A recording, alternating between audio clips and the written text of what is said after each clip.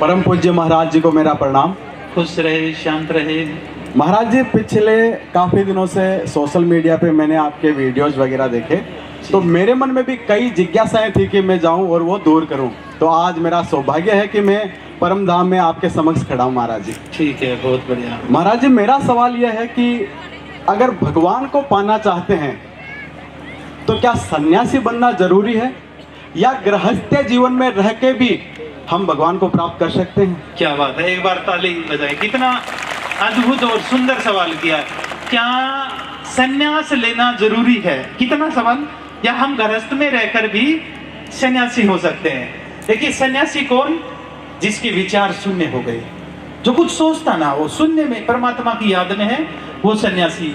अब कोई एक व्यक्ति है, वो पहाड़ों में जाकर बैठ गया और सोच रहा है मेरी बीवी क्या कर रही है, मेरा बच्चा क्या कर रहा है। पहाड़ों में बैठकर भी वो गृहस्थ में है। और एक व्यक्ति जो भी अपने घर का काम है वो कर रहा है, और जब जब टाइम मिले तो ध्यान लगा रहा है, शून्य, कुछ नहीं सोच रहा है, तो वो गृहस्थ में भी सन्यासी है। और जो सन्यासी पहाड़ों में बैठा वो गृहस्थ में है। तो देखिए, और दूसरी बात, कृष्ण से पहले सन्यास कुछ और था, और जैसे ही कृष्ण का जन्म हुआ सन्यास की परिभाषा ही बदल गई। कृष्ण ने कहा कि संसार छोड़कर जो पहाड़ों में बैठ गया वो सन्यासी नहीं है मेरी नजर में। तो अर्जुन ने कहा तो कौन है सन्यासी? भगवान श्री कृष्ण कहते कर्म करे और फल की इच्छा ना करे, वही सन्यासी है। कौन? कर्म करे और फल की इच्छा ना करे, वो सन्यासी है। और बात रही ये कर्म और ये सन्यास, किसने बताया? किसने बताया? भगवान श्री कृष्ण ने बताया। और भगवान श्री कृष्ण की कितनी रानियां थी? 8 थी।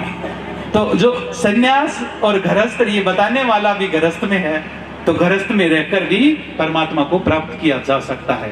बस शर्त यही है कि बस परमात्मा की याद में डूबो, ना तुम बचो ना परमात्मा, सब एक शून्य ही बच जाए, एक अस्तित्व ही बच जाए, तो तुम मुक्ति को प्राप्त हो जाओगे। तो गृहस्थ में रहकर, हम भी बताते हैं, गृहस्थ में रहकर आप अपना ध्यान समाधि लगाओ, मेडिटेशन करो, सत्संग करो और भगवत गीता पढ़ो। भगवत गीता आज की लैंग्वेज में ऐसी, आप ऐसे लगेगा कि मैं मूवी देख रहा हूँ या भगवत गीता पढ़ रहा हूँ, इतना आनंद आएगा। भगवत गीता पढ़ो। और देखिए, यहाँ पर हिंदू कितने लोग हैं? हिंदू सभी। और अगर मैं आपसे पूछूं, आप बोलते रहते हो सनातन सनातन सनातन श्रेष्ठ, सनातन श्रेष्ठ। अब मैं आपसे पूछता हूं, तुम्हें क्या पता सनातन श्रेष्ठ है? कभी गीता पढ़ी है? कभी गीता, अब आप में से पूछ लिया जाए कि सनातन यानी हिंदू का सबसे बड़ा शास्त्र कौन सा है? गीता। और गीता में श्लोक कितने हैं? गीता में श्लोक कितने, कोई बताएगा? बस हो गया सनातन, इतना ही था सनातन।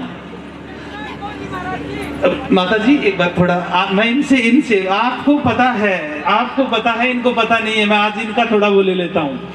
ये बोलते हैं कि सनातन सनातन, और इन्होंने कभी गीता नहीं पढ़ी। अपने धर्म का सबसे बड़ा शास्त्र है गीता, और उसमें 700 श्लोक है, इनको पता ही नहीं। कोमा में 700 श्लोक, 18 अध्याय कुरुक्षेत्र के अंदर महाभारत के टाइम में अर्जुन को बताई गई थी, ये ज्ञान बताया गया था।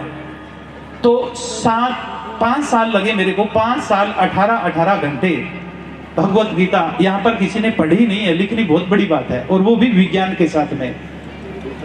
80-85 किलो का वजन था, 60 किलो हो गया था, रात दिन पड़ा रहता था 18 घंटे में। मैंने आप लोगों के लिए और आने वाली जनरेशन के लिए विज्ञान के साथ में, ऐसे नहीं कि इधर मुंह करके अगरबत्ती करो, नहीं, विज्ञान के साथ में तत्व से भगवत गीता लिखी है। तो आज से खुद पढ़ना शुरू करे और अपने बच्चों को भी आदत डाले, तब तुम बोलना सनातन श्रेष्ठ। नहीं, तुम्हें क्या पता सनातन का? कभी तुमने सनातन के अंदर किया भी क्या है? कभी पढ़ा है? एक श्लोक तक नहीं पढ़ा है। तो ये करें, शांति मिलेगी। ओके, थैंक यू, बहुत बढ़िया।